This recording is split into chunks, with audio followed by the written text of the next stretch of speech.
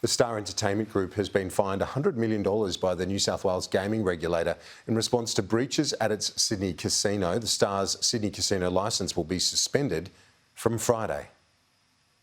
The licence will be suspended from 9 o'clock on Friday morning this week.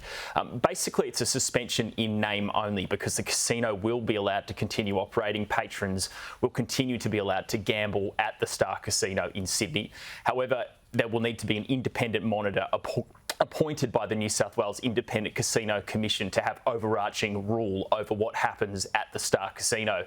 Their new Chief Executive, Robbie Cook, starts today, and the casino regulator, Philip Crawford, this morning at a press conference said he's got a lot of confidence in Robbie Cook's abilities to lead the Star over the next few years on its path to remediation and fixing itself up. So the Star has outlined a plan on how it expects to regain its licence in the future, and it's up to Robbie Cook, the new Chief Executive, to work on that plan along with the independent casino monitor that's going to look after the overarching views of Star Casino and its operations. So this is just a little snippet from Philip Crawford earlier this morning talking about the implications for the Star. Remember, they've been fined $100 million from the New South Wales Independent Casino Commission, and they could also be subject to more fines from the money laundering regulator AUSTRAC. So there could be more fines coming for the Star, but here's just a little bit from this morning's media update.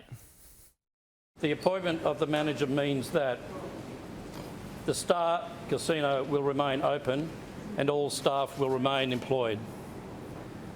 The Star's licence is suspended and the manager will hold a casino licence. It does not mean that the NIC believes that the Star is suitable to hold a casino licence. At this point, the NIC considers that there is a possibility that the Star could remediate its business with a view to becoming suitable to hold a casino licence.